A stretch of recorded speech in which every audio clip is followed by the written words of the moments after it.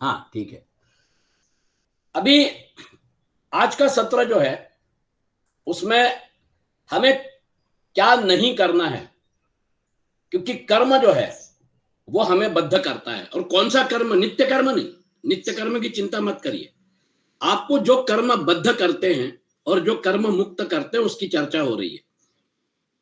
बद्ध और मुक्त जो है, क्योंकि उसी के भरोसे हमारा आवागमन चलता रहता है। मतलब जो कर्म हमारे लिए जन्म मृत्यु के चक्कर में फंसाने वाले हैं उसकी चर्चा हो रही है। दैवी संपत्ति जो है उसके बारे में आपने देखा। दैवी संपत्ति संपदा जो है वो आपको भगवान की तरफ लेके जाती है, परमात्मा की तरफ लेके जाती है। लेकिन मान लीजिए किसी कारणवश आप वहां तक नहीं पहुंच पाए। आपका जो गंतव्य है, यद्गत्वा न निवर्तन्ते तद्धाम परम मम, आप वहां तक नहीं पहुंच पाए।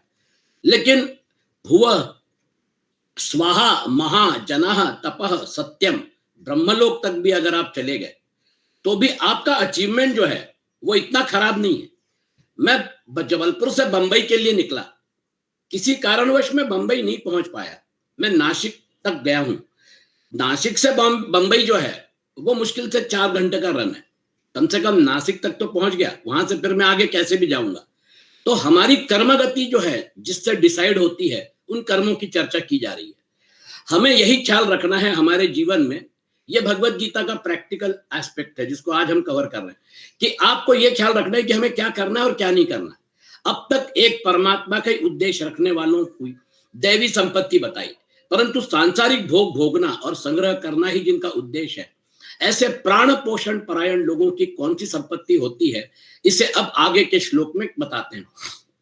हमारे एक तरफ जीव भाव हम में होने की वजह से हमारे एक तरफ संसार है और एक तरफ परमात्मा है।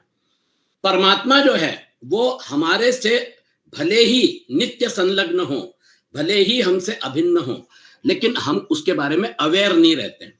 वो अवेयरनेस जो है, वो अवेयरनेस हमको क्रिएट करना पड़ेगा। इसलिए हमको दैवी संपदा जो है उसको कल्टीवेट करना पड़ेगा हमारे सिस्टम में। दूसरी बात, हमारा हरेक का सिस्टम अलग अलग है। हम लोग जब पैदा हुए थे उस समय हमारे जो कर्म संस्कार थे उसके हिसाब से हमको वैसे माता पिता मिले, वैसा परिवार, वैसा वातावरण मिला। हमारी अलग अलग कर्म गति होने की वजह से हम लोग उस कर्म गति से बंधे हुए हैं। इसलिए हमारे इस सत्संग में जितने भी लोगों ने ज्वाइन किया है वो सारे के सारे लोग जो हैं अलग अलग हम लोग पिंड लेके आए हैं। आपको खुद एनालिसिस करना है कि आप ये टोटल जो स्केल है, जो नर्क से लेकर आपको मतलब क्या कहना चाहिए ब्रह्मलोक तक पूरा का पूरा जो डायमेंशन है, उसमें हमको ऐसी जगह अपने आप को पोजीशनिंग करनी है कि हम नीचे जाने की बजाय ऊपर जाएं, अधोगति की बजाय हम मतलब है ना ऊर्ध्व गति की तरफ जाएं। तो आपके सामने अभी जो आसुरी संपदा है उसका वर्णन आ रहा है।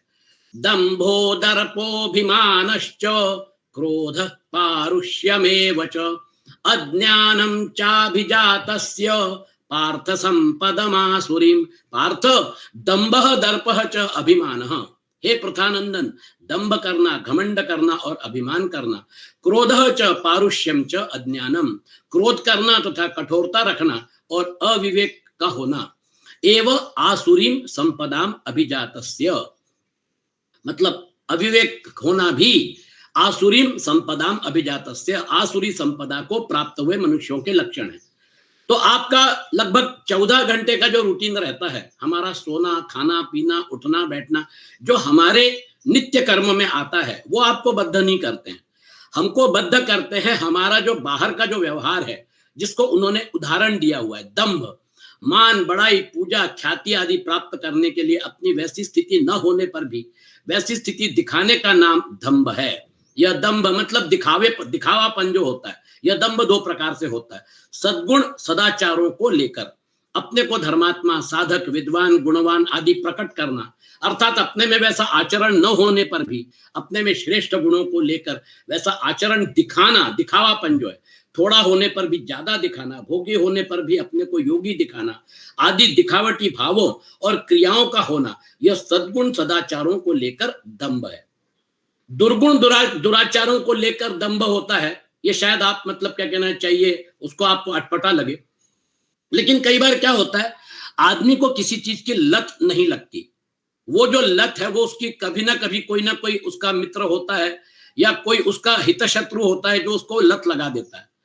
दारू की लत, सिगरेट की लत, गुटखा पान तंबाकू की लत, ये जो है कई लोगों को बाद में लगती है, कॉलेज में या फिर और जॉब करते हैं तब। तो आपको अपने को उससे बचाना है। दिक्कत क्या होती है, अगर हम अपने आप को बचा के चलते हैं तो लोग आपके बारे में गलत ढंग से टिप्पणी करते हैं, क्योंकि अगर 10 में से 9 लोग अगर उस दिशा में जा रहे हैं, हम लोग बीमा कंपनी में काम किए, हम लोग बीमा कंपनी में काम करते थे, मतलब यहाँ पर अगर आपको इंश्योरेंस का बिजनेस लाना है तो फिर आपको दारू पीना चाहिए, आपको ये सब करना चाहिए। ऐसी लोगों की भावना काफी पुरानी, लोग जिनको लेना था वो लेते थे, लेकिन हमको नहीं लेना था, हमने नहीं लिया। ये हमारा व्यक्तिगत, हमको दंभ दिखाने की जरूरत नहीं है। जिसका आचरण खान पान स्वाभाविक अशुद्ध नहीं है, अगर हमारे में शुद्धि है तो हम अपने आप को क्यों बर्बाद करें। ऐसा व्यक्ति भी जिनके आचरण खान पान अशुद्ध हैं, ऐसे दुर्गुणी दुराचारी लोगों में जाकर उनको राजी करके अपनी इज्जत जमाने के लिए, मान आदर आदि प्राप्त करने के लिए, अपने मन में बुरा लगने पर भी वैसा आचरण खान पान कर बैठता है। यह दुर्गुण दुराचारों को लेकर दंभ है। मैं मेरा खुद का उदाहरण बता रहा हूं। मैंने जिस क्षेत्र में काम किया, यहां पर अगर किसी का प्रमोशन हो गया, किसी को मतलब क्या कहना चाहिए, कुछ अच्छी उसके घर में कुछ चीज हुई है, तो फिर पार्टी होनी चाहिए। वो पार्टी जो है, वो पार्टी कभी कभी 30-30, 40-40 हजार रुपए खर्चा होते थे 10 लोगों की पार्टी के लिए। जब मैं बंबई में था, 40,000 रुपए, उसमें अगर 8-10 लोग शरीक हो रहे हैं तो जो पार्टी 9 बजे शुरू होती थी वो रात को 2 बजे तक चलती थी। और उसमें मैं सिर्फ फ्रूट जूस या फिर फैंटा या मतलब ऐसा कुछ सॉफ्ट ड्रिंक लेके, और बाद में जो थोड़ा बहुत अपने पेट में जगह रहती थी तो सात्विक भोजन करके और हम उठते थे। लेकिन सब लोग जो थे, वो बिल जो आता था वो बिल मेरे पास भेजते थे चेकिंग के लिए कि जोशी जी आप इसको चेक करिए, तब हम पेमेंट करेंगे। बताइए, अब वो जो है वो बिल को चेक करने की भी उनकी अवस्था नहीं है। तो मुझे ये सोचना चाहिए कि मैं दंभ में आकर अगर मैं भी अगर उस प्रकार से अगर करूंगा तो उसकी जरूरत नहीं है। अगर मेरा वो संस्कार नहीं है तो मैं उसके ऊपर कॉम्प्रोमाइज नहीं करना चाहिए। दुर्गुण दुराचारों को लेकर जो दंभ होता है उससे भी हमको बचना चाहिए। तात्पर्य यह है कि जब मनुष्य प्राण शरीर धन संपत्ति आदर महिमा आदि को प्रधानता देने लगता है तब उसमें दंभ आ जाता है। आपकी प्रायोरिटीज क्या है? आपकी प्रायोरिटीज अगर सांसारिक है तो फिर हो सकता है आप फिसल जाए। तो सद्गुण सदाचारों को लेकर और दुर्गुण दुराचारों को लेकर जो दंभ करते हैं वो अपने साथ खिलवाड़ कर रहे हैं, मतलब उनकी अधोगति जो है वो उस तरफ जाने की संभावना है। दर्प, घमंड का नाम दर्प है। आप थोड़ी चारों तरफ नजर घुमाइए, है ना, किसी को अपने धन का घमंड है, किसी को अपने रूप का घमंड है, किसी को अपने ओहदे का घमंड है। आप देखिए, घमंड का नाम दर्प है। धन वैभव जमीन जायदाद मकान परिवार आदि ममता वाली चीजों को लेकर अपने में जो बड़प्पन का अनुभव होता है वह दर्प है। दर्प जो है और अभिमान में फर्क है। दर्प उन चीजों को लेकर होता है जो आपकी ममता, मेरा घर मेरा मकान मेरी दुकान मेरे पास इतना वैभव है, मैं अरु मोर, वो मोर जो है मेरा, उसके साथ दर्प जुड़ा होता है, वह दर्प है।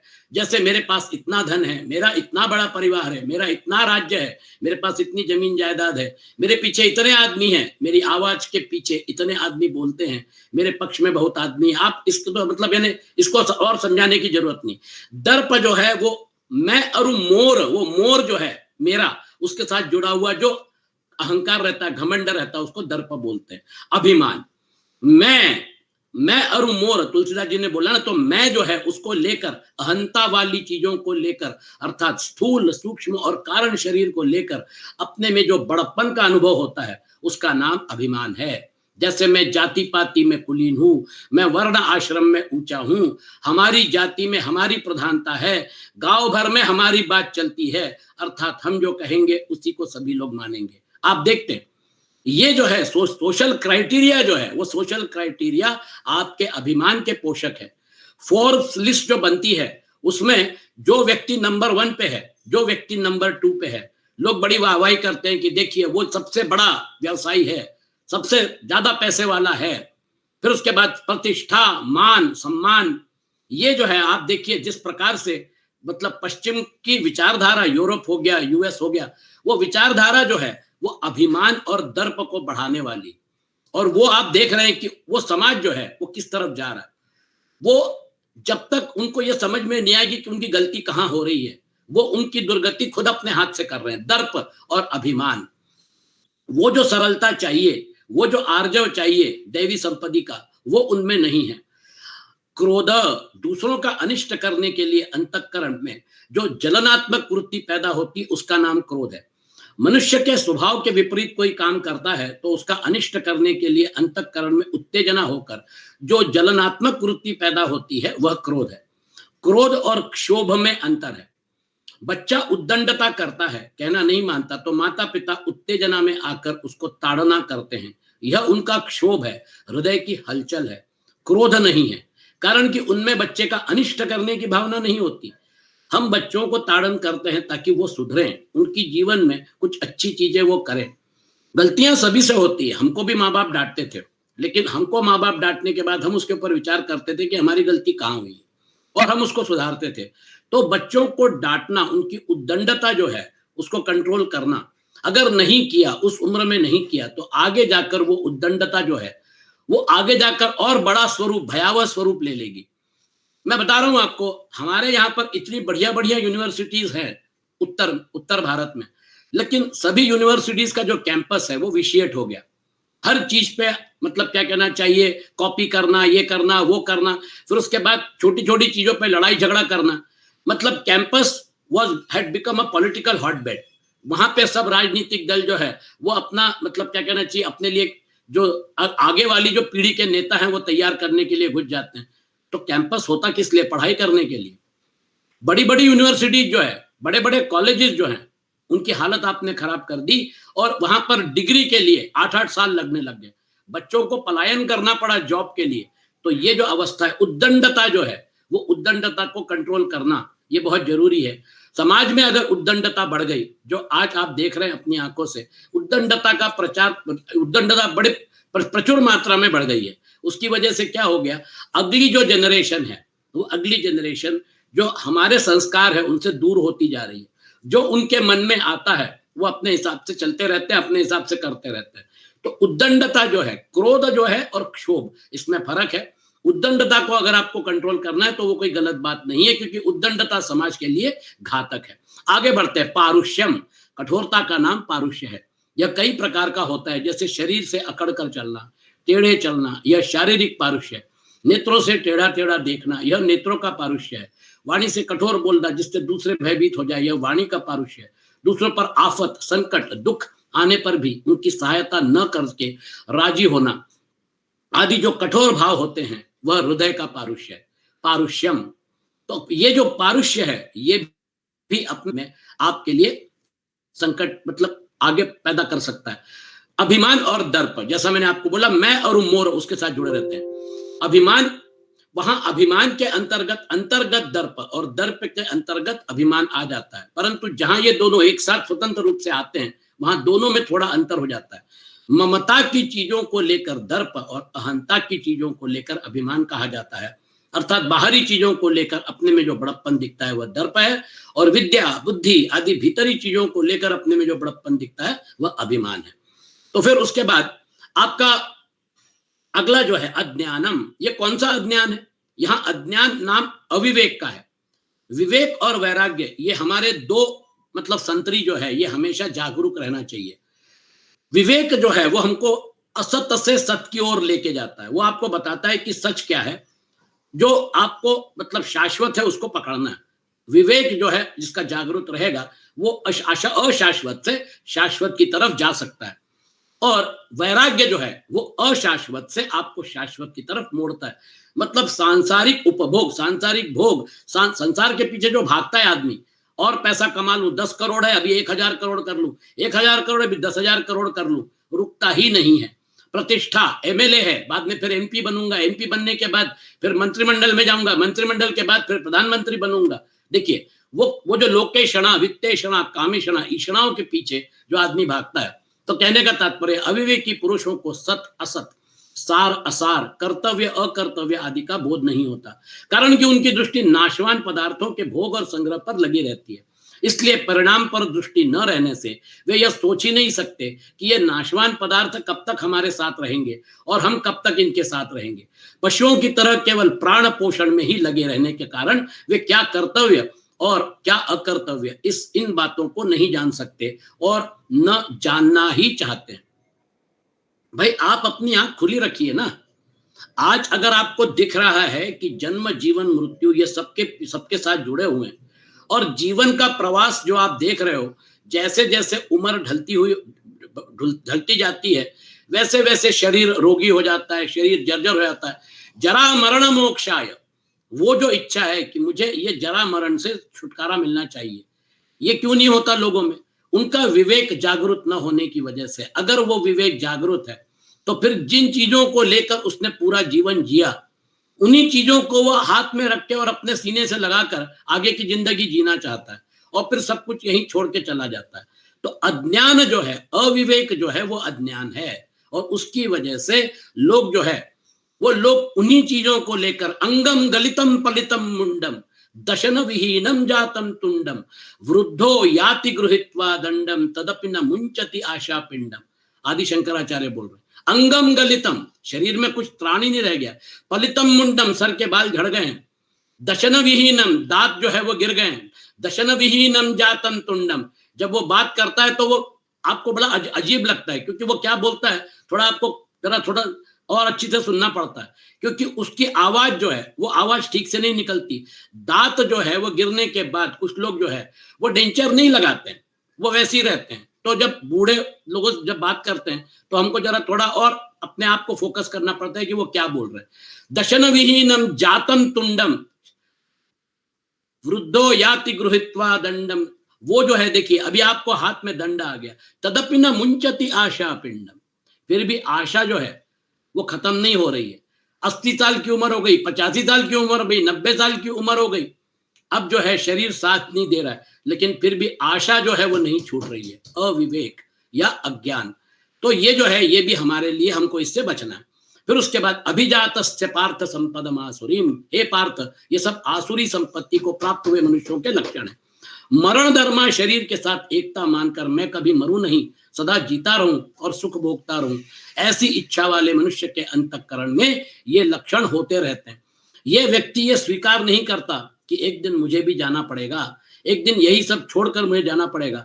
अगर सभी लोग अगर इस भावना से ओतप्रोत हो गए, दैवी संपदा से ओतप्रोत हो गए, तो फिर हमको स्वर्ग की जरूरत नहीं है, स्वर्ग यहीं पे हमको मिल जाएगा। ये जो है ये दुनिया जो है यही स्वर्ग बन जाएगी, लेकिन यहाँ पे ऐसा होने वाला नहीं। यहाँ पे रावण तैयार होंगे, यहाँ पे दुर्योधन तैयार होंगे, यहाँ पे हिटलर तैयार होंगे। ये जो है वो युद्ध अपनी इच्छा और मनोकामना को पूरा करने के लिए युद्ध, महायुद्ध जो है उसको भी न्योता दे सकते हैं। क्या करेंगे आप बताइए? तो यहाँ जो है ये उठापटक चलती रहेगी। शरीर में मैं मेरे का संबंध ही आसुरी संपत्ति का मूलभूत लक्षण है। आप स्थूल शरीर से आगे विचार करने को ही तैयार नहीं है। स्थूल शरीर मतलब मेरा स्थूल शरीर ही मैं हूं, और फिर उसके बाद जो मैं अक्वायर कर रहा हूं, जो मैंने लिया है, वह मेरी संपत्ति जो है, वह जो मैंने जो अक्वायर किया हुआ है वो मेरा बड़प्पन का द्योतक है। बस खत्म, वहीं पे गेम शुरू होती है। लाखों रुपया कमाते हैं पैसा, लेकिन खर्च करना, दान देना, यज्ञो दानम तपश्चैव पावनानि मनीषिणा, भगवान कृष्ण 18वें अध्याय में बताएंगे। आप यज्ञ करिए मतलब आप अच्छा कर्म करिए, वो सत्कर्म करके परमात्मा को अर्पण करिए। दानम, दान जो है वो आपको शुद्ध करता है, चित्त शुद्धि करती है। तो दान और तप, यज्ञो दानम तपश्चैव पावनानि मनीषिणा, ये अगर 5,500 साल पहले भगवान कृष्ण ने लिख दिया था, भगवत गीता में स्पष्ट रूप से बता दिया था, क्योंकि अर्जुन बार बार पूछते हैं, 18वें अध्याय तक अर्जुन पीछा नहीं छोड़ते हैं, क्योंकि किसी भी कारण से अर्जुन युद्ध नहीं करना चाहते थे, उसको अवॉइड करना चाहते थे। इसलिए 18वां अध्याय शुरू होता है कर्म संन्यास। तो वो जो है वहां से शुरू करते हैं कि संन्यास क्या है, त्याग क्या है, ये सारी चीजें जो है बड़ा अच्छे सुंदर 18वें अध्याय में आएंगे, तब आपको समझ में आएगा। तो कहने का तात्पर्य है कि ये आपका स्थूल शरीर ही आप नहीं है।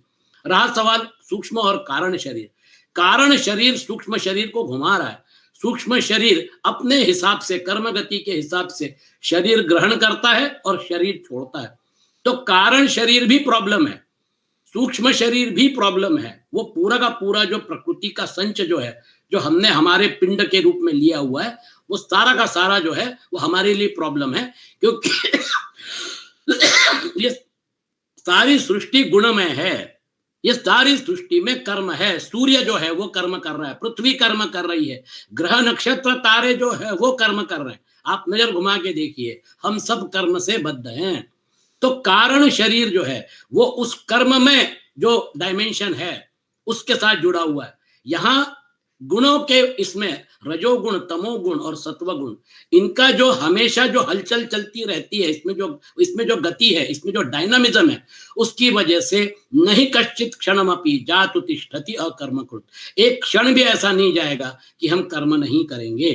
तो कहने का तात्पर्य ये, हमारे तीनों शरीर जो है वो कर्म करने के लिए बाध्य हैं, और हमारे विधिलिखित कर्म जो है वो हमारी कर्म गति से होंगे।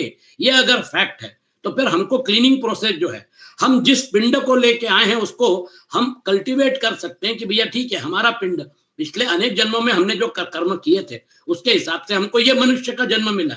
अब यहां से हमारा क्लीनिंग प्रोसेस जो है वो दैवी संपदा या फिर आसुरी संपदा। तो भगवान कृष्ण आपको बता रहे हैं कि भैया तुम दैवी संपदा को कल्टीवेट करो। शरीर में मैं मेरेपन का संबंध ही आसुरी संपत्ति का मूलभूत लक्षण है, जिसका प्रकृति के साथ मुख्यता से संबंध है, प्रकृति के साथ। ये प्रकृति जो है ये योग माया है, यहां पर हर चीज परिवर्तनशील है। इस परिवर्तनशील में जितना जरूरी है, आपको क्या क्या जरूरी है, आपको रात की नींद जरूरी है, बिल्कुल पक्की बात, आपको भोजन जरूरी है, आपको शरीर को पोषण जरूरी है, आपका परिवार है उनका पोषण जरूरी है, उसके लिए जितना धन संचय करना है उतना आवश्यक है, कोई दिक्कत नहीं है। शरीर यात्रा पिचते न प्रसिद्ध येद कर्मणा, कर्म करो अर्जुन, कर्म करने से भगवत गीता रोकती नहीं है। आपकी शरीर यात्रा चलेगी कैसे? सभी अगर ओम भवती भिक्षान देही लेकर अगर खड़े हो गए तो दान देने वाला भी तो कोई चाहिए ना, जिसका प्रकृति के साथ मुख्यता से संबंध है, उसी के लिए यहाँ कहा है कि वह आसुरी संपत्ति को प्राप्त हुआ है। प्रकृति के साथ संबंध जीव का अपना माना हुआ है, अतः वह जो जब चाहे इस संबंध का त्याग कर सकता है। बहुत महत्वपूर्ण पॉइंट है।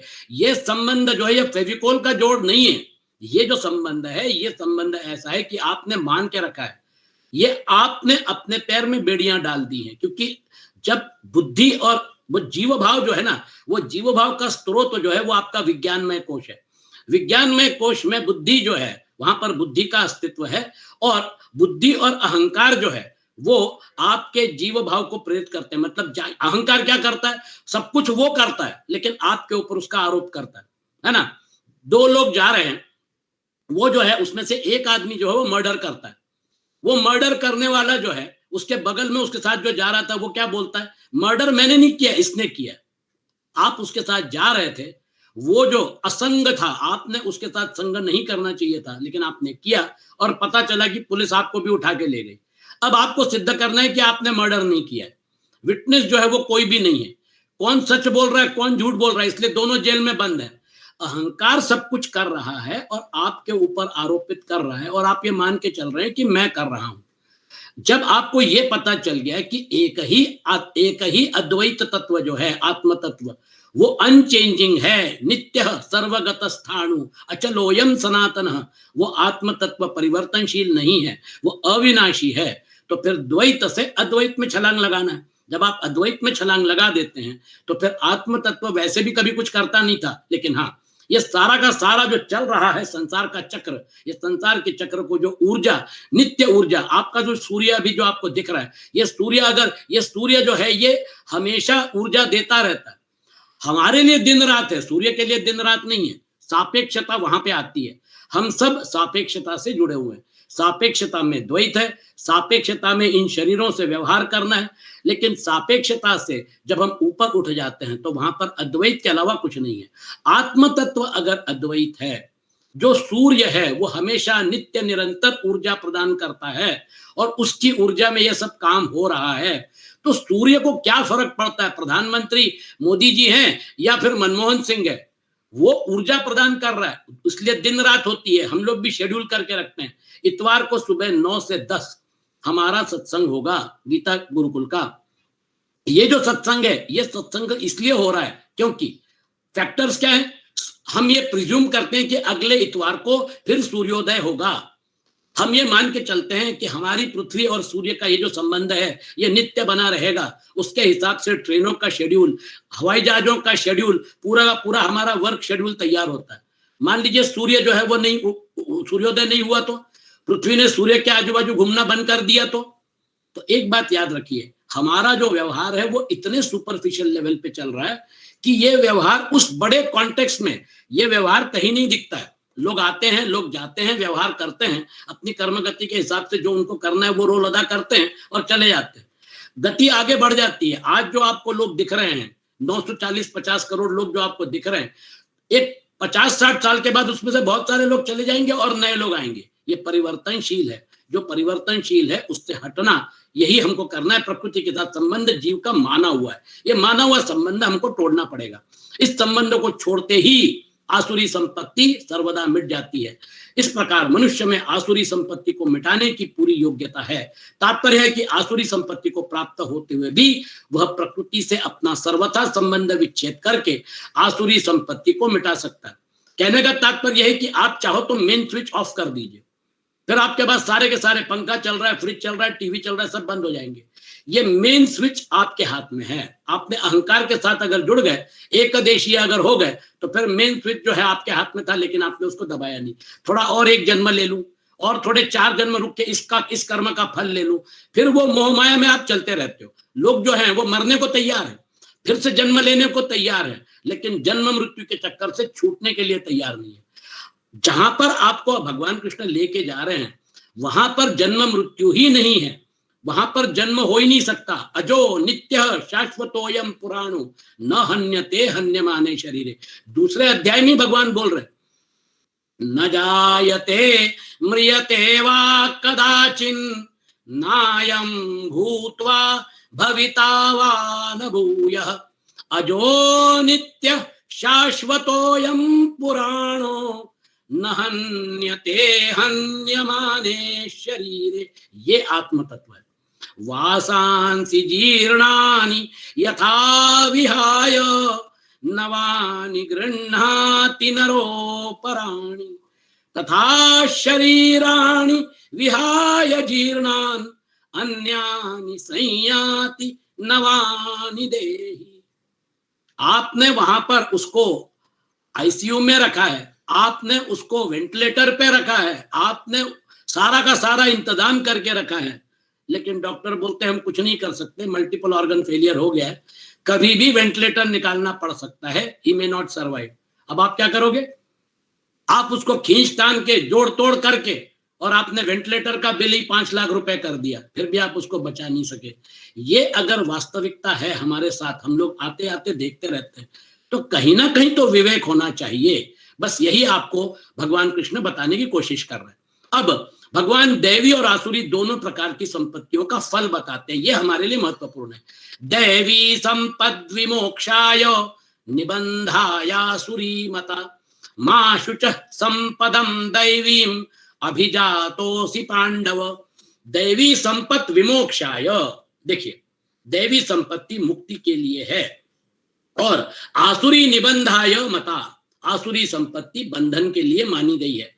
हम लोग शुरू से भगवत गीता का जो हम लोग अभी मतलब गीता गुरुकुल में हम लोग कर रहे हैं, कर्म का बंधन, दूसरा अध्याय, तीसरा अध्याय, चौथा अध्याय, वो कर्म के बंधन से मुक्ति प्राप्त करना है। ये हमारी इच्छा जो है, आकांक्षा जो है, उसके लिए हमको मालूम होना चाहिए कि हमको कहां से शुरू करना है। आसुरी निबंधाय मता, आसुरी संपत्ति बंधन के लिए मानी गई है। पांडव दैवीम संपदम अभिजातः असि मा शुचः। अब जब भगवान कृष्ण ये बोलते हैं तो फिर अर्जुन के मन में डाउट आएगा, मैं युद्ध कर रहा हूं, मैं मार रहा हूं, मेरे सामने मेरे रिश्तेदार हैं, मैं दैवी संपत्ति, मेरे पास दैवी संपदा है या मेरे पास आसुरी संपदा है? युद्ध तो आसुरी संपदा जो है उसका द्योतक है ना। लड़ाई झगड़ा नहीं करना चाहिए, अहिंसा का पालन करना चाहिए। अर्जुन एक युद्ध के मैदान में खड़ा है, उसके मन में ये डाउट आ रहा है। देखिए अर्जुन को सामने रखकर भगवान कृष्ण हमको उपदेश दे रहे हैं। हमारे सामने भी यही समस्या आती है। अगर 10 में से 9 लोग जो हैं वो करप्ट हैं, 10 में से 9 लोग जो हैं वो आसुरी संपदा से ग्रस्त है, तो वो जो एक व्यक्ति है जो दैवी संपत्ति से ग्रस्त है, बहुत कठिन है उसके लिए, अपने सर्वाइवल के लिए, कि वो अपने मतलब विचारों को और अपने आचारों को लेकर ही चलता रहे और अपना जीवन जीता रहे। अब उसके लिए वो तब शुरू होता है कि वो वहां पर उस संस्था में काम करना चाहता है या वो संस्था छोड़ के दूसरी जगह जाना चाहता है।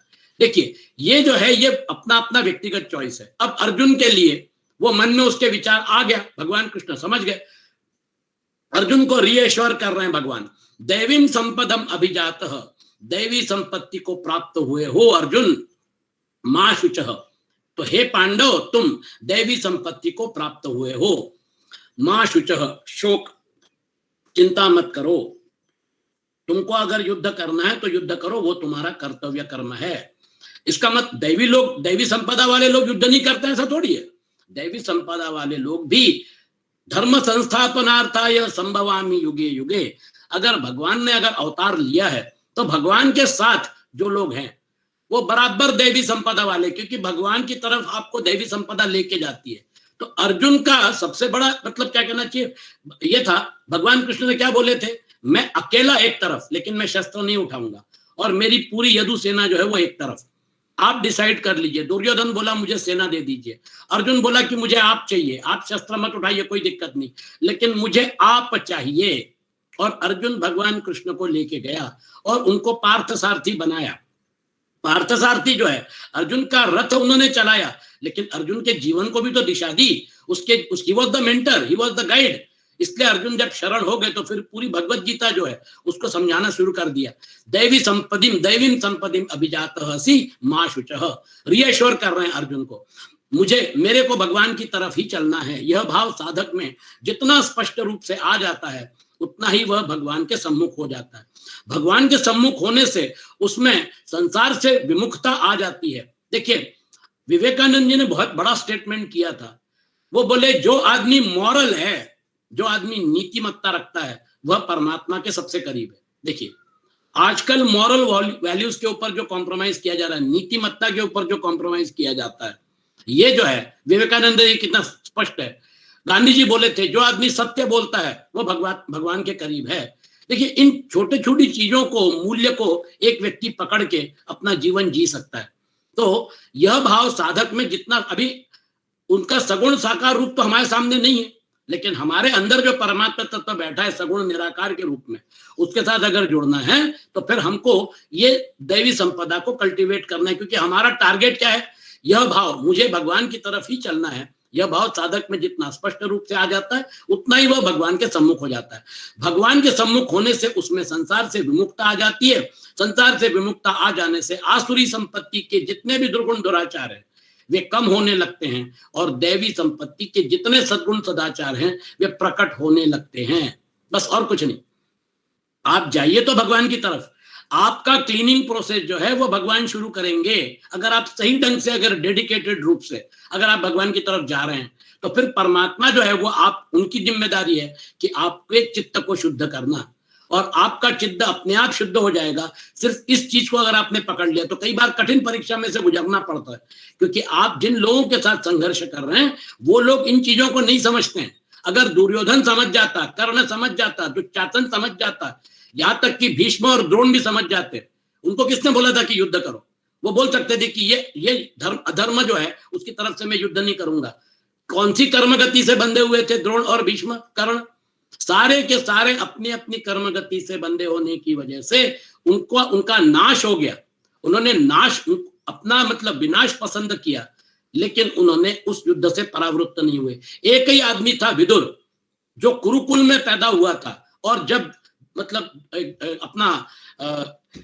जब वहां पर जो अति प्रसंग हुआ द्रौपदी को लेकर, उसके पहले ही मतलब विदुर ने बोला क्या कर रहे हो, वो कुरुकुल की वधु है, वो कुलवधु है, उसको यहाँ पर बुला के और आप उसकी मतलब क्या कहना, विडंबना करोगे, शर्म करो आप।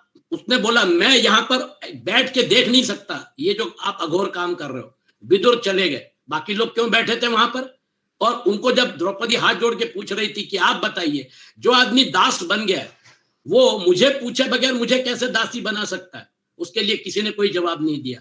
और फिर बाद में भगवान कृष्ण ने आके उसकी इज्जत बचाई। अधर्म की परिसीमा हो जाती है, और उसके बाद फिर उसमें महाभारत युद्ध के बीज बोए गए थे। इसमें विशेषता ध्यान देने की बात यह है कि साधक का उद्देश्य जितना दृढ़ होगा उतना ही उसका परमात्मा के साथ जो अनादिकाल का संबंध है वह प्रकट हो जाएगा और संसार के साथ जो माना हुआ संबंध है वह मिट जाएगा। यह फैक्ट है। आपने संसार के साथ जो माना हुआ संबंध है ये छोड़ना है तो किसी को पकड़ो और किसी को छोड़ो। वो जोड़ना और तोड़ना जो काम है ना, ये आपको और हमको नित्य नियमित करना पड़ेगा। मिट क्या जाएगा? वो जो है संसार के साथ जो माना संबंध मिट जाएगा। मिट क्या जाएगा? वह तो प्रतिक्षण मिट ही रहा है ना। हम स्कूल में थे उस समय के दोस्त अभी दूर हो गए, हम कॉलेज में जाते हैं, बाद में जैसे जैसे जीवन आगे बढ़ता है नए नए मित्र तैयार होते हैं। वास्तव में प्रकृति के साथ संबंध है ही नहीं, केवल इस जीव ने संबंध मान लिया है। इस माने हुए संबंध की सद्भावना पर, अर्थात शरीर ही मैं हूं और शरीर ही मेरा है, इस भावना पर ही संसार टिका हुआ है। जिसको कहते हैं ना, वो जो परा प्रकृति है उसने अपरा प्रकृति को टेका देकर रखा है। यह एकदम धार्यते जगत, हमने धारण करके रखा है। जब हम टेका निकाल लेते हैं, धारण करना छोड़ देते हैं, तो वो प्रकृति जो है वो अपने मूल इसमें विलीन हो जाती है।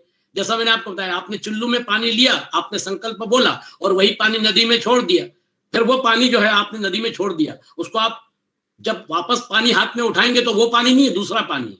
इस प्रकार के संसार है। ये जो गति है, कर्म की गति, ये जो काल की गति है, ये सारी गति चलती रहती है। इस गति में हम भटकते रहते हैं, ये संसार टिका हुआ है। इस भावना के मिटते ही संसार से माना हुआ संबंध मिट जाएगा और दैवी संपत्ति के संपूर्ण गुण प्रकट हो जाएंगे। अब आपके लिए मात्र जीवों का कल्याण हो, मात्र जीव जीवन मुक्त हो जाएं, मात्र जीव मतलब सभी जीव आपके अनन्य प्रेमी भक्त बन जाएं।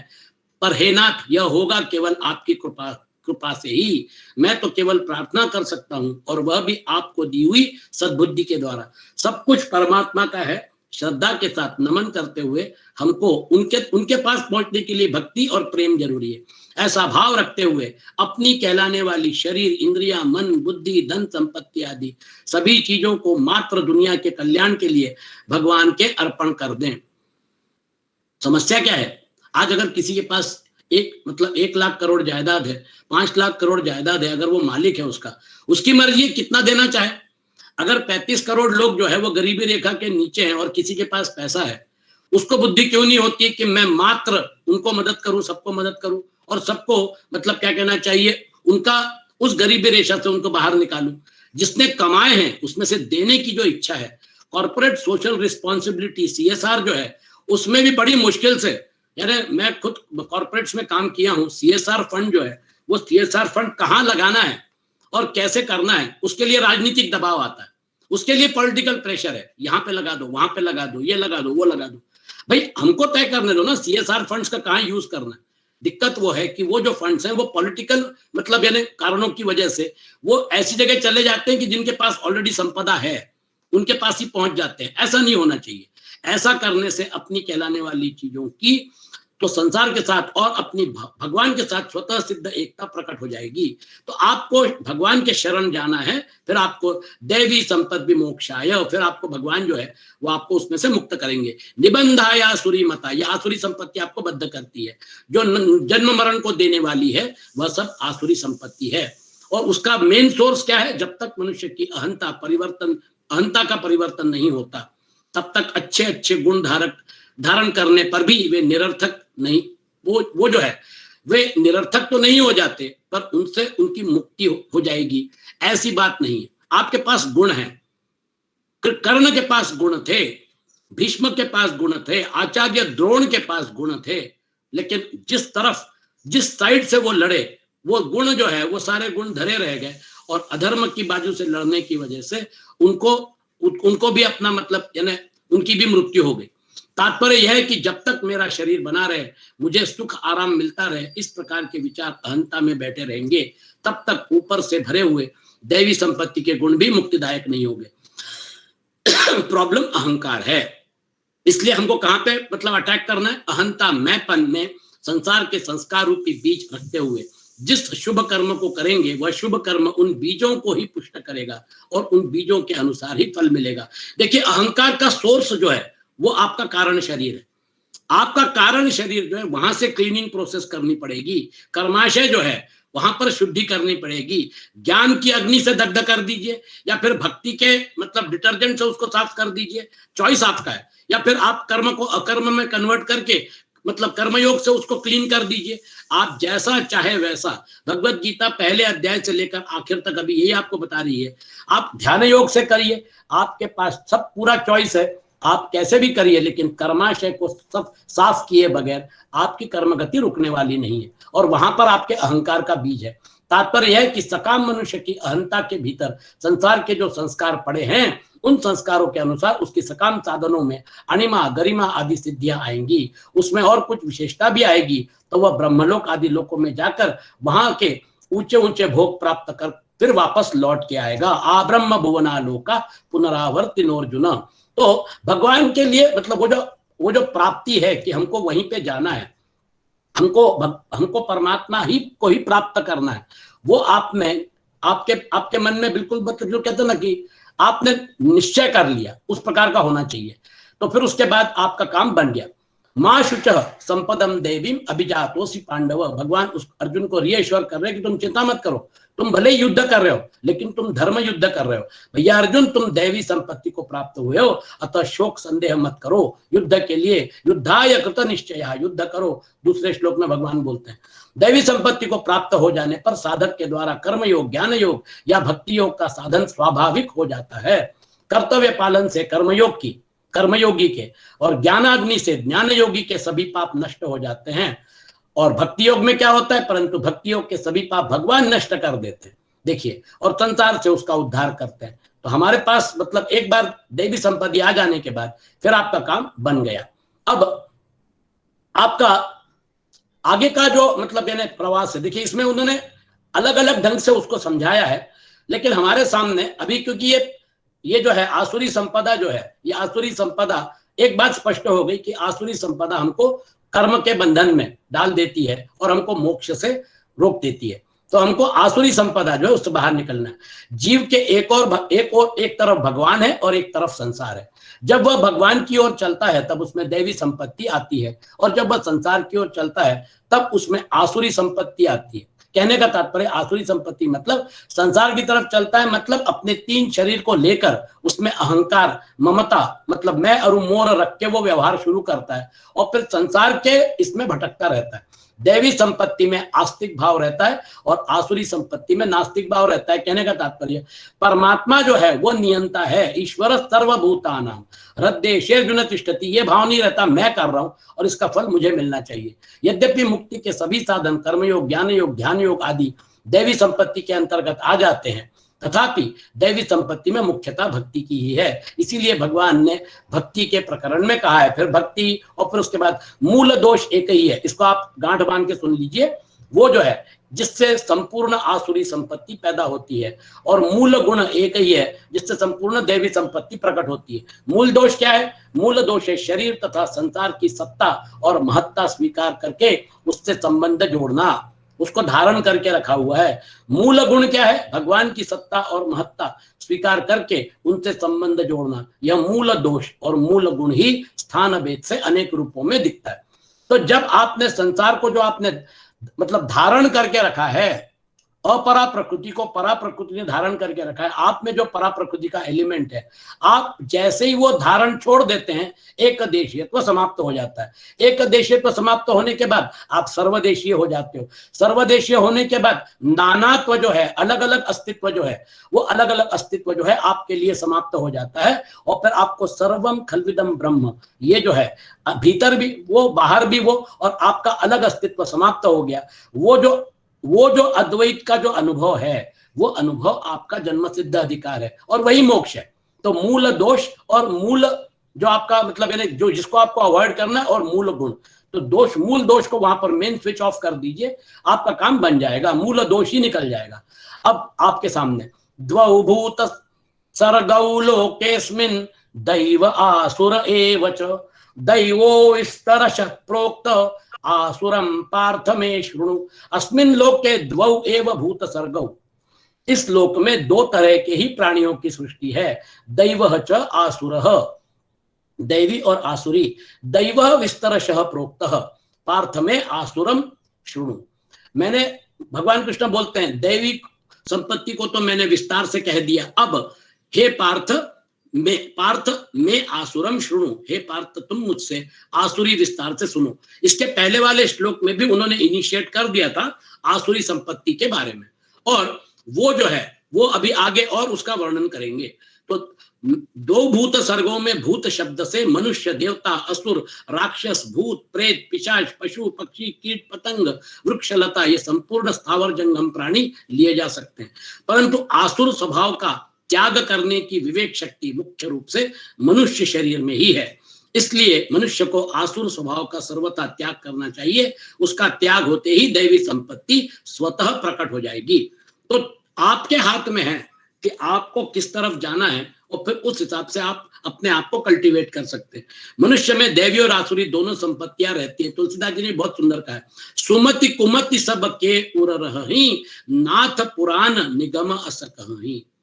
हमारे अंदर वो जो है एक मतलब जिसको हमारे बेसिक एलिमेंट जो कहते हैं सुमति और कुमति, ये हमारे अंदर रहते ही हैं। सुमति जो है वो परमात्मा की तरफ लेके जाती है, कुमति जो है वो आपको मैं और मोर की तरफ लेके जाती है, आपका मतलब अहंकार बढ़ाती है, आपका दर्प बढ़ाती है, दंभ बढ़ाती है। तो सुमति कुमति सबके पास है, हमको सुमति ही का ही उपयोग करना है। आगे बढ़ते हैं। अब आपके लिए आसुरी संपदा जो है उसका और फिर मतलब क्या कहना चाहिए और वर्णन आने वाला है। भगवान से विमुख मनुष्य में आसुरी संपत्ति किस क्रम से आती है उसका आगे के श्लोक में वर्णन करते हैं। प्रवृत्तिम च निवृत्तिम च जनान विदुरासुरः, न शौचम नापि चाचारो न सत्यम तेषु विद्यते। आसुराः जनाः प्रवृत्तिम च निवृत्तिम न विदु।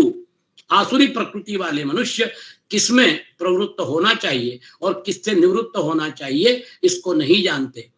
च तेषु न शौचम न च आचारः, च तेषु और उनमें न तो बाह्य शुद्धि न श्रेष्ठ आचरण रहता है, तथा च न सत्यम अपि विद्यते, न सत्य पालन ही होता है। देख रहे हैं आप, उनको विवेक नहीं है, प्रवृत्ति और निवृत्ति का भेद उनको मालूम नहीं है, क्या करना है क्या नहीं करना, कर्तव्य अकर्तव्य का बोध नहीं है। आजकल के उच्छृंखल वातावरण, खान पान, शिक्षा आदि के प्रभाव से प्रायः मनुष्य प्रवृत्ति और निवृत्ति को अर्थात किसमें प्रवृत्त होना चाहिए और किससे निवृत्त होना चाहिए इसको नहीं जानते और जानना चाहते भी नहीं है। कोई इसको बताना चाहे तो उसको उसकी मानते नहीं, प्रत्युत उसकी हंसी उड़ाते हैं, ऐसे मूर्ख समझते हैं, उससे मूर्ख समझते हैं और अभिमान के कारण अपने को बड़ा बुद्धिमान समझते हैं। कुछ लोग प्रवृत्ति और निवृत्ति को जानते भी हैं, पर उन पर आसुरी संपदा का विशेष प्रभाव होने से उनकी विहित कार्यों में प्रवृत्ति और निषिद्ध कार्यों में निवृत्ति नहीं होती। इस कारण सबसे पहले आसुरी संपत्ति आती है प्रवृत्ति और निवृत्ति को न जानने से। अब ये जो है प्रवृत्ति और निवृत्ति क्या करना चाहिए क्या नहीं करना चाहिए, लोग जो हैं वो करप्शन करते हैं, भ्रष्टाचार करते हैं, उसको जस्टिफाई करते हैं। अरे भैया गुजारा कैसे चलेगा इतने कम तनख्वाह में, तो फिर आपकी तनख्वाह कम है इसलिए आप ऊपर से पैसा कमा के आप भ्रष्टाचार कर रहे हो, उसको जस्टिफाई कर रहे हो।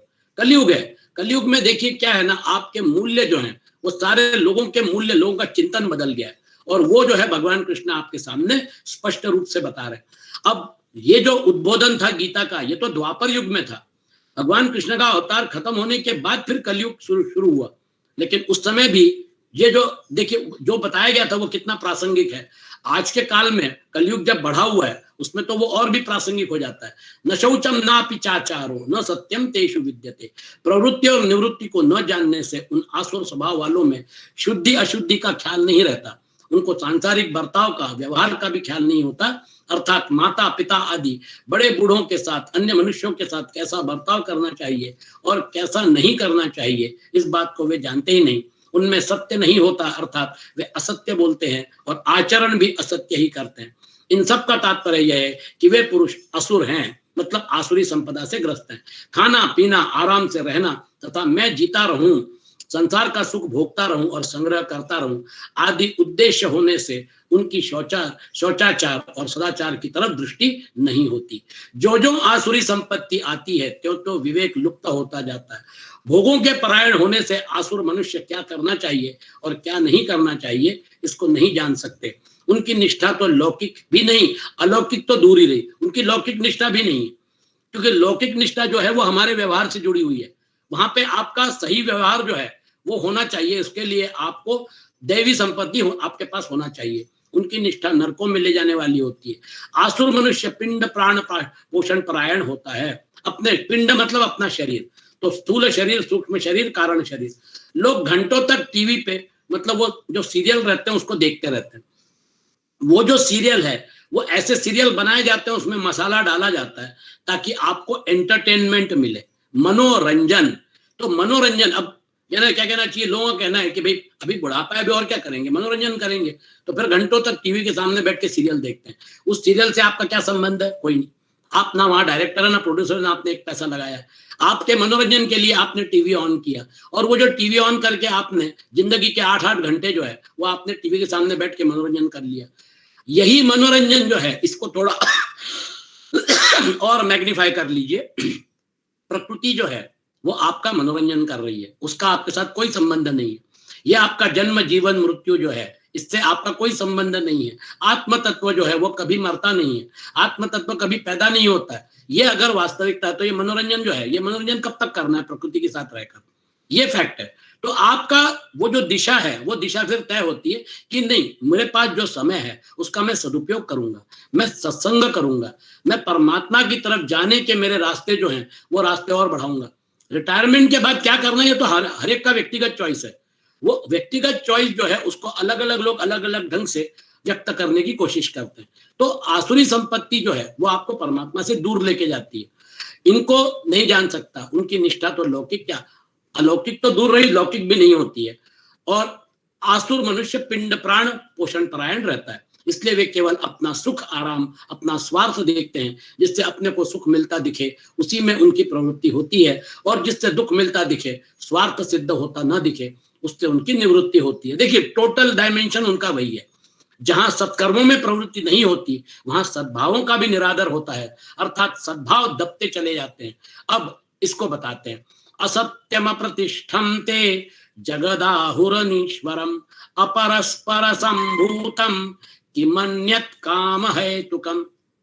ते आहु, वे कहा करते हैं कि जगत असत्यम अप्रतिष्ठम अनीश्वरम, संसार असत्य, बिना मर्यादा के और बिना ईश्वर के, अपरस्पर संभूतम काम हेतुकम, अपने आप केवल स्त्री पुरुष के संयोग से पैदा हुआ है, इसलिए काम ही इसका कारण है।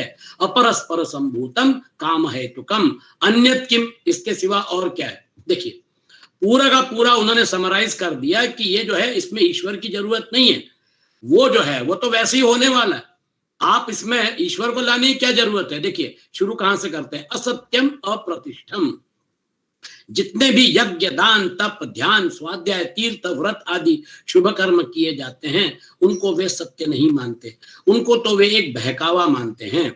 अप्रतिष्ठन्ते जगदाहुरनीश्वरम, संसार में आस्तिक पुरुषों की धर्म ईश्वर परलोक आदि में श्रद्धा होती है, परंतु वे आसुर मनुष्य धर्म ईश्वर आदि में श्रद्धा नहीं रखते। अतः वे ऐसा मानते हैं कि संसार में धर्म अधर्म पुण्य पाप आदि की कोई प्रतिष्ठा मर्यादा नहीं है। इस जगत को वे बिना मालिक का कहते हैं, अर्थात इस जगत को रचने वाला, इसका शासन करने वाला, यहाँ पर केवल पाप पुण्यों का फल भुगताने वाला कोई ईश्वर नहीं है। विषय खत्म हो गया, और विज्ञान ने उसमें और चीजें जोड़ दी, है ना। विज्ञान जो है वो यूनिफाइड फील्ड थ्योरी के भरोसे पूरे दुनिया के नियम एक्सप्लेन करना चाहता है।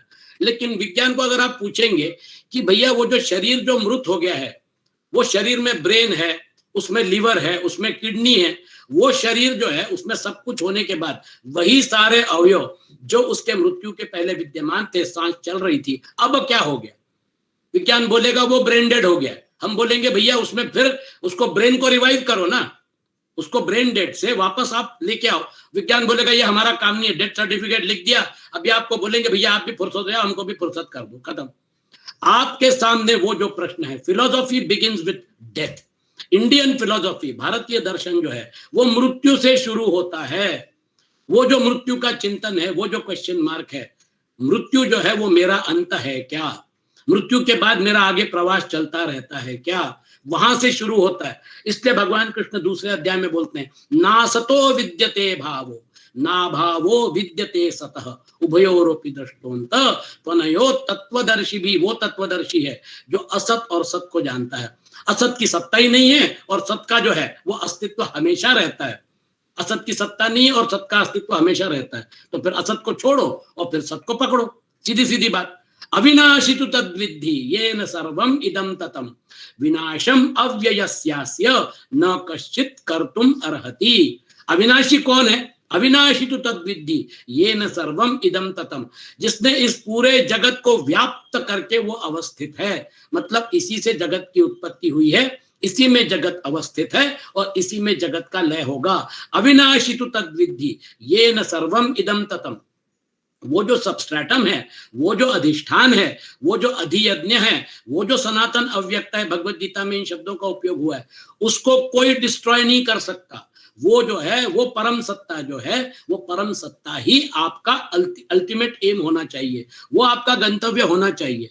जब आप संसार से अलग हट गए, आपने संसार को छोड़ दिया, तो आप वैक्यूम में नहीं जाओगे, आप ब्लैक होल में नहीं जाओगे, आप परमात्मा तत्व के साथ एक हो जाओगे। ये जो उठापटक चल रही है जन्म मृत्यु, जन्म जीवन मृत्यु की, इससे आप बाहर निकल जाओगे। तो वो जो है अर्जुन को बताया जा रहा है, अविनाशी तु तद्विद्धि। अर्जुन, ये सारे के सारे लोग जो तुमको दिख रहे हैं, ये विनाशी हैं। ये शरीर से बद्ध होने की वजह से इनका शरीर आज है कल नहीं रहेगा। युद्ध तो है, वो युद्ध एक प्रसंग है, लेकिन ये कौन सा मतलब अमृत पी के आए हुए हैं? ये जो है इनका शरीर जाने ही वाला है। अविनाशी तु तद्विद्धि येन सर्वम इदं ततम, वो जो है हम सबके अंदर जो परमात्मा तत्व है, चैतन्य तत्व है, वो विनाशी नहीं है, वो अविनाशी है। ये विज्ञान कैसे बताएगा? जो विज्ञान पूरा मटेरियलिस्टिक साइंस खड़ा करने की कोशिश कर रहा है कि हम सब कुछ एक्सप्लेन कर देंगे, वहां पर अपरा प्रकृति के आगे वो जा ही नहीं सकते। वो परा प्रकृति में छलांग कैसे लगाएंगे? और दूसरी बात, भूमिरापो नलो वायु खम मनो बुद्धिरेव च, अपरा प्रकृति का डायमेंशन देखिए। भूमिरापो नलो वायु खम, स्पेस तक आप देख रहे हैं कि स्पेस जो है वो स्पेस टाइम कहां से आया? 1400 करोड़ वर्ष पहले ये जो मतलब बिग बैंग हुआ, उसके पहले क्या था? मालूम नहीं। इतनी ऊर्जा आई कहां से? मालूम नहीं। स्पेस टाइम कहां से आया? मालूम नहीं, प्रिज्यूम करना पड़ेगा। और फिर स्पेस टाइम में हमारा जो अस्तित्व है फिजिकल, उसमें जो चैतन्य तत्व है वो कहां पे? बोले वो है ही नहीं। तो फिर ये आपका कौन सा मॉडल है भैया? यूनिवर्सल फील्ड थ्योरी का, जहां पर आप चैतन्य को मानते नहीं है। हमारे यहाँ डायमेंशन देखिए, भूमि रापो नलो वायु कम, उसके बाद फिर मनोमय कोश, माइंड डायमेंशन, मनो बुद्धि, इंटेलेक्चुअल डायमेंशन, वो जो आपका जो है, फिर उसके बाद आपका अहंकार। तो आपका खम मनो बुद्धि रेवच अहंकार इति यम में भिन्ना प्रकृति अष्टधा, ये अहंकार का जो डायमेंशन है, कारण शरीर तक भी वो अपरा प्रकृति का डायमेंशन है। और उसके आगे अपरेयमितस्त्वन्याम विद्धि प्रकृति में पराम जीव भूताम महाबाहो ययेदम धार्यते जगत। देखिए ये मॉडल में आप देखिए कि जो परिवर्तनशील है, जो मतलब क्या कहना चाहिए, अस्थिर है, उसको धारण एक स्थिर चीज ही कर सकती है। आपको अगर चेंज को देखना है, फेनोमेनन को देखना है, तो आपको खुद अनचेंजिंग हो। आत्मतत्व वो है जो कभी परिवर्तनशील नहीं है, इसलिए तो वो चेंज को देखता है। परिवर्तन को देखने के लिए आप अपरिवर्तनशील होना बहुत जरूरी है। यहाँ पर जो मतलब क्या कहना, आदि शंकराचार्य ने इस बात को शास्त्रार्थ में बहुत सुंदर ढंग से रखा और फिर हिंदू धर्म की प्रतिष्ठा की। वो जो है हिंदू धर्म, बौद्ध धर्म का विकास हुआ था, लेकिन वहां पर बौद्ध धर्म में सब्बम खलविद, सब्बम दुखम, सब्बम अनात्मकम, सब्बम क्षणिकम, इन तीन चीजों पे वो आधारित था। सब्बम क्षणिकम मानते हैं बिल्कुल, परिवर्तनशील जो है वो सब्बम क्षणिकम है। सब्बम दुखम, वहां पे दुख ही है। सब्बम अनात्मकम, आपके आत्म तत्व को ही उन्होंने ठेस लगाई। फिर आदि शंकराचार्य ने बोला अगर अनात्मकम अगर बोलते हो तो फिर ये चेंज को कौन देखता है, ये परिवर्तन को कौन देखता है? वो हमारा आत्मा तत्व है। इसलिए बेसिक फंडामेंटल्स आपके बिल्कुल क्लियर रखिए। वो जो है अपरस्पर संभूतम, वे कहते हैं कि स्त्री को पुरुष की और पुरुष को स्त्री की कामना हो गई, अतः इन दोनों के परस्पर संयोग से यह संसार पैदा हो गया। इसलिए काम ही संसार का हेतु है, इसके लिए ईश्वर प्रारब्ध आदि किसी की जरूरत नहीं है, खत्म हो गया। तो फिर उनका जीवन कैसा रहता है भैया? 100 साल की जिंदगी जी लो, ऋणम कृत्वा घृतम पिबेत, ऐश कर लो और फिर उसके बाद फुर्सत हो जाओ। उसके आगे वो सोचने के लिए तैयार नहीं है। और विज्ञान जो है वो धीरे धीरे, भौतिकवाद जो है, विज्ञान जो है, विज्ञान की प्रगति जो है वो अगर विनाश में होने वाली है तो वो विज्ञान जो है किसी काम का नहीं। ज्ञान और विज्ञान दोनों के साथ अगर हम आगे बढ़ते हैं तो हमारा काम बढ़ जाता है। एक और श्लोक हम लेंगे और आज का सत्संग खत्म करेंगे। एतां दृष्टिमवष्टभ्य नष्टात्मानोल्पबुद्धयः प्रभवन्त्युग्र कर्माणं क्षयाय जगतो। देखिए इनके कर्म कैसे उग्र होते हैं। एतां दृष्टिम अवष्टभ्य, इस पूर्वोक्त नास्तिक दृष्टि का आश्रय लेने वाले, नष्टात्मान अल्पबुद्धयः, जो मनुष्य अपने नित्य स्वरूप को नहीं मानते और जिनकी बुद्धि तुच्छ है, अल्पबुद्धयः, ये क्या करते हैं? उग्र कर्माणः जगतः अहितः क्षयाय प्रभवन्ति, जो उग्र कर्म करने वाले और संसार के शत्रु हैं, क्षयाय प्रभवन्ति, उन मनुष्यों की सामर्थ्य का उपयोग जगत का नाश करने के लिए हो जाता है। आप देखिए, उदाहरणों की कमी नहीं है। First world war, second world war किसी की महत्वाकांक्षा की वजह से हुआ। देखिए वो जो है वो परिचायक है। हिटलर जो है उसने पूरी जर्मनी को एक शक्ति के रूप में खड़ा किया, संगठित शक्ति के रूप में खड़ा किया। लेकिन वही हिटलर जो था वो जू लोगों का द्वेष करके उसने 60 लाख जू जो है वो मार डाले, गैस चैम्बर में लोगों को मरवा दिया। इतना द्वेष। उग्र कर्माणः जगतः अहिताः क्षयाय प्रभवन्ति, ऐसा व्यक्ति जो है, जो वो तो डूब गया लेकिन अपने साथ करोड़ों लोगों को, मतलब द्वितीय विश्व युद्ध में 5 करोड़, कम से कम 5 करोड़ लोग मारे गए थे, वो भी यूरोप में। जापान में जो नुकसान हुआ, बाकी दुनिया में जो नुकसान हुआ वो अलग। 5 करोड़ लोग मारे गए थे, 60 लाख जू जो है वो मारे गए थे। तो ये आपकी विज्ञान की जो प्रगति है, वो वर्ल्ड वॉर 1 में जो शस्त्रों का उपयोग होता था, वर्ल्ड वॉर 2 खत्म होते होते अणुबम आ गया था और जापान पे हिरोशिमा और नागासाकी जो है उसके ऊपर अणुबम बरसाया, युद्ध खत्म हो गया, जापान शरण आ गया। अब आज जो है द्वितीय विश्व युद्ध खत्म होने के बाद 1945 में विश्व युद्ध खत्म हुआ था, आज 2021 में इतने सारे अणुबम हैं, इतना सारा शस्त्र का भंडार है कि नॉर्थ कोरिया जैसा छोटा सा देश जो है वो भी दुनिया को युद्ध में ढकेल सकता है। तो ये देखिए, ये उदाहरण मैं दे रहा हूं। ये अल्पबुद्धयः उग्र कर्माणः जगता अहिताय क्षयाय प्रभवन्ते, ये वर्ल्ड वॉर करवा सकते हैं, ये बड़े पैमाने पे करोड़ लोगों को मार सकते हैं अपनी इच्छा पूर्ति के लिए। न कोई कर्तव्य है, न शौचाचार सदाचार है, न ईश्वर है, न प्रारब्ध है, न पाप पुण्य है, न परलोक है, न किए हुए कर्मों का कोई दंड विधान है। ऐसी नास्तिक दृष्टि का आश्रय लेकर वे चलते हैं। नष्टात्मानः, आत्मा कोई चेतन तत्व है, आत्मा की कोई सत्ता है, इस बात को वे मानते ही नहीं। वे तो इस बात को मानते हैं कि जैसे कत्था और चूना मिलने से एक लाली पैदा हो जाती है, ऐसे ही भौतिक तत्वों के मिलने से एक चेतन तत्व पैदा हो जाता है। वह चेतन कोई अलग चीज नहीं है, यह बात नहीं है। उनकी दृष्टि में जड़ ही मुख्य होता है, इसलिए वे चेतन तत्व से बिल्कुल ही विमुख रहते हैं। मुझे बताइए ना, विज्ञान का वो जो मॉडल है यूनिवर्सल फील्ड थ्योरी में, उसमें चेतन तत्व कहाँ है? वो पूरा मॉडल तैयार हो रहा है, पूरा भौतिक मॉडल है। It is a physical model, it doesn't talk about चेतन तत्व। उसमें आपको चैतन्य दिखेगा नहीं। और वो मॉडल जो है, वो मॉडल सभी मतलब वैज्ञानिक जो है उसको मान के चलेंगे, लेकिन वो 1 मिनट इंतजार करके ये नहीं बता सकते कि मृत्यु के पश्चात कुछ चला गया या सब वहीं रह गया। वो जो है वो नहीं बता सकते हैं। वो आपने जिसको ब्रेन डेड डिक्लेयर कर दिया, अरे ये अस्तित्व से जुड़ी हुई बातें हैं, दीज आर एग्जिस्टेंशियल थिंग्स। उसके साथ मेरा जन्म जीवन मृत्यु जुड़ा हुआ है, वो मेरे लिए महत्वपूर्ण नहीं है, वो सबसे महत्वपूर्ण है। इसलिए गौतम बुद्ध ने एक बार बहुत सुंदर उदाहरण दिया। एक बाण लगने के बाद तुमको क्या लेना देना, वो बाण का मतलब उसका वजन कितना है, उसका डायमेंशन कितना है, वो बाण कहां से आया, पहले तीर निकालो ना।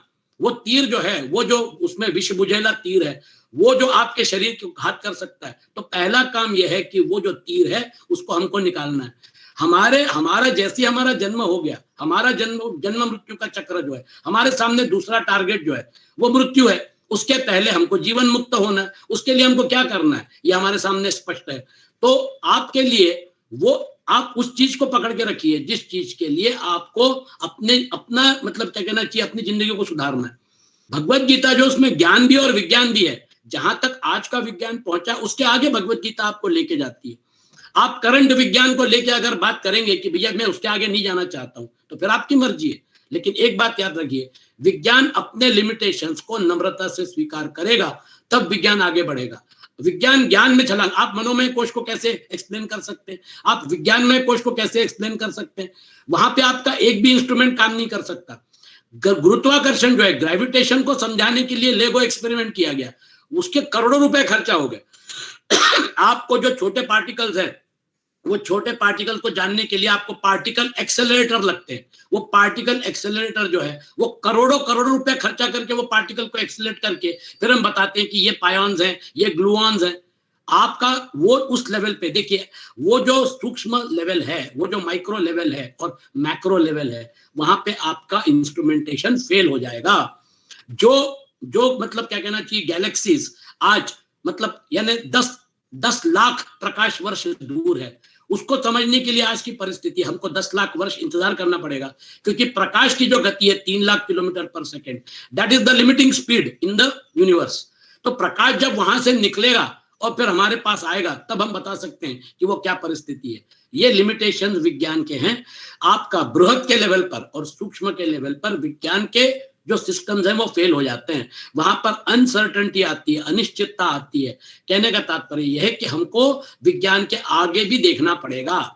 नष्टात्मान मतलब करंट विज्ञान, भगवत गीता का जो ज्ञान विज्ञान है, 7वें अध्याय में ज्ञान विज्ञान ही शुरू होता है। नष्टात्मान, आत्मा को कोई चेतन तत्व नहीं है, यानी आत्मा को भी हटा दिया। अल्प बुद्धया, उनमें जो विवेक विचार होता है वह अत्यंत ही अल्प तुच्छ होता है। उनकी दृष्टि केवल दृश्य पदार्थों पर अवलंबित रहती है कि कमाओ, खाओ, पियो और मौज करो। आगे भविष्य में क्या होगा इससे हमको क्या लेना देना, परलोक में क्या होगा, ये बातें उनकी बुद्धि में नहीं आती। उग्र कर्माण, ये खतरनाक है। वे किसी से नहीं डरते और वो बड़े बड़े युद्ध महायुद्ध भी कर सकते हैं, है ना, दूसरों की हत्या भी की जा सकती है। अहिताहा, उनका स्वभाव खराब होने से वे दूसरों का अहित करने में ही लगे रहते हैं और दूसरों का नुकसान करने में ही उनको सुख मिलता है। तो ये जो उनकी प्रवृत्ति है, जगत क्षयाय प्रभवंती, ये हमारे सामने बड़ा प्रॉब्लम है, क्योंकि अभी तीसरा महायुद्ध हो सकता है, इसकी संभावना बढ़ गई है। आप देख रहे हैं कि परिस्थिति अफगानिस्तान में कैसी हो गई है। धीरे धीरे उनके पास अगर वो जो न्यूक्लियर जखीरा है पाकिस्तान का, जो Pakistan is an atomic state, अगर उनके पास वो जो उग्र लोग हैं, उस प्रवृत्ति के लोग जो हैं, उनके पास अगर वो वेपन्स अगर आ गए, न्यूक्लियर वेपन्स अगर आ गए, तो तीसरा महायुद्ध वो शुरू कर सकते हैं। जगत क्षयाय प्रभवंती, उनके पास जो शक्ति है, ऐश्वर्य, सामर्थ्य है, पद है, अधिकार है, वह सब का सब दूसरों का नाश करने में ही लगता है। दूसरों का नाश ही उनका उद्देश्य होता है। अपना स्वार्थ पूरा सिद्ध हो या थोड़ा सिद्ध हो अथवा बिल्कुल सिद्ध ना हो, पर वे दूसरों की उन्नति को सह नहीं सकते। दूसरों का नाश करने में ही उनको सुख होता है। अर्थात पराया हक छीनना, किसी को जान से मार देना उनके लिए मामूली बात हो जाती है। आप खुद अपनी नजरों से देख रहे हैं परिस्थिति कैसी है। जहां सत्कर्म, सद्भाव और सद्विचार का निरादर होता है, वहां मनुष्य कामनाओं के आश्रय लेकर क्या क्या करता है। तो एक फेज हमने खत्म कर दी, अब वो जो है वो अपना व्यवहार कैसे करता है, इसको हम अगले सत्र में देखेंगे। चलिए आज का सत्र हम यही समाप्त करते हैं। संकल्प मंत्र और 3 बार ओंकार। ओम असतो मा सद्गमय, तमसो मा ज्योतिर्गमय, मृत्योर्मा अमृतं गमय। ओम शांति शांति शांति।